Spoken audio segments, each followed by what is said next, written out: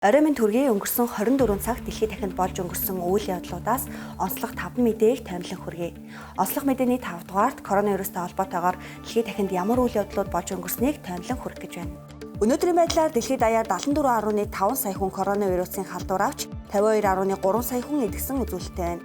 Харин нас барсан хүмүүсийн тоо 1.6 саяыг даваад байна. Герман улс 12 сарын 16-наас 1 сарын 10-ны хооронд хатуу хөл хоройг тогтоолоо. Чех улс зул сарын үеэр коронавирус хүчтэй тархах хандлагатай гэж үзэн хатуу хөл хоройг тогтоосон юм. Голланд улсын засгийн газар 5-7 хоног хатуу хөл хоройг улс даяар тогтоолоо. Америк нэгдсэн улсын 50 мужид коронавирусын вакцин хүрсэн байна. Хүн амыг олон тоогоор вакцинд дараах улсууд хамруулж эхэллээ. Хятад, Орос улбаны улс, Их Британи, Америк нэгдсэн улс. Ийхүү Америк нэгдсэн улс олон нийтийг вакцинжуулж эхэлсэн 4 дахь улс болж анхны вакциныг Нью-Йоркийн сувилагч хийлээжээ.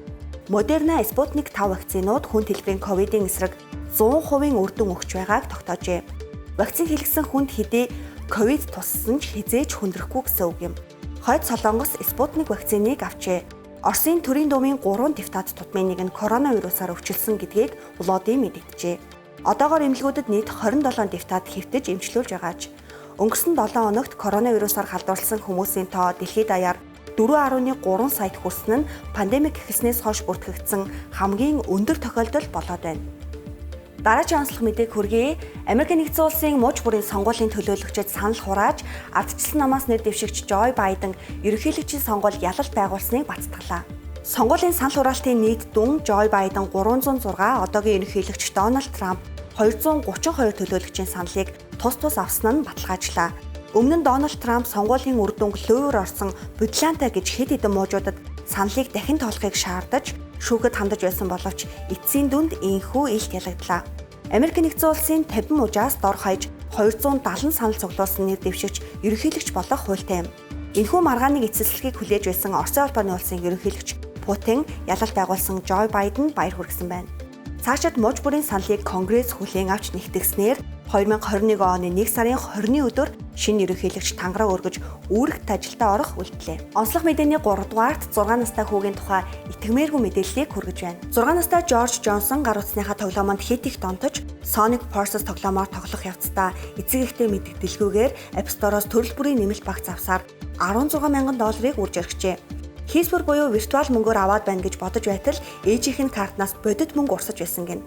Түүний ээж Джессика Apple руу хандаж чухам юунд энэ их мөнгө зарцуулагдсныг тодруулахад Sonic зараатай тоглоом болох Sonic Forces тоглоом тоглоход зарцуулагдсан байжээ. Хүү өөрийн зараандаа төрөл бүрийн хүч нэмдэг $200 үнэтэй нэмэлт тоноглол худалдаж авсаар нийтдээ $16,293 хүрчээ. Гомдлын дагуу мөнгийг буцаах 60 хоног хэтэрсэн байсан тул Apple-аас өрсөн мөнгийг буцаах боломжгүй гэдгээ мэдгдсэн байна. Мэдээж 6 настай хүү мөнгө урсаж байгааг хэрхэн ойлгох билээ дээ. Тоглож байна л гэж төсөөлж байсан учраас ээж нь түүнд уурлаж зэмлэж буруутгаагүй юм.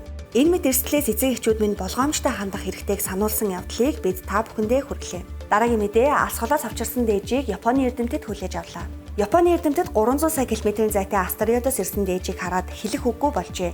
Япон улсын инженеруудын зохион бүтээсэн Hayabusa 2 сансрын хөлөг 7 хоногийн өмнө Ryugu астероидын хөснөөс авчирсан дээжээ Австралийн цөлд буулгасан юм. Капсултай дээжийг Японд авчирсны дараагаар эрдэмтэд задлж үтсэн байна. Савыг задлах явцад савны гадна хэсэгт бага зэргийн эвсэрхэг нунтаг зүйлс байжээ. Харин капсул дотор 100 г орчим дээж ирсэн бөгөөд түүнийг тодорхой хувийг ирээдүйд технологи хөгжсөн үед шинжилж судлах зорилгоор цааш нь хадгалах ба үлдсэн дээжийг жаахаа Америк нэгдсэн улсын NASA болон олон улсын судалгааны байгууллагуудтай хуваалцахаар болжээ. Сүүлчийн онцлог мэдээг хүргэе. Жорж Флойдыг хүчирхийлэн баривчилж байгаа бичлэгийг хийсэн 17 настай охины эр зөргийг үнэлж Америк нэгдсэн улсын эрхчлөө хүний эрхийн ПЭН байгууллага шагнасан байна. Миннеаполисын ахлах сургуулийн сурагч Дарнелла Фрайзер өнгөрөх 5 дугаар сард 46 настай Жорж Флойд хуурамч $20 дэвсгэрт хэрэглэж байгаад баригдах үед дэрэгдэн явж таарсан юм. Өсвөр насны охин 9 настай үеэл дүүгээ Cub Foods руу авч явах үедээ цагдаагийн 4 албаагч Флойдыг машинаас нь авч явахыг харсан байна. Цагдаа нар Флойдын хүзүүн дээр өвдөглөн удаан хугацаанд дарж хүч хэрэглэснээс тэрээр амиа алдсан бөгөөд энэ бүх үйл явдлыг сурагч охин гар утсаараа бичиж бичлэгийг нь дэлхийд даяар олон сая хүмүүс үзсэн билээ. Хэрцгий байдлаар хүний амь насанд хүрсэн дээрх цагдаа болон бусад хамт явсан 3 цагдаа нарт хуулийн хариуцлага оногдуулсан юм. Энэ л бичлэг олон сая өнгөт арьс хүмүүсийн уур игдүүг хүргэж Black Lives Matter хөдөлгөөнийг дэлхийд даяар өрнүүлсэн юм. Өнгөрсөн 24 цаг дэлхийд дахинд болж өнгөрсөн үйл явдлын онцлог 5 мэдээг та бүхэндээ хүргэлээ.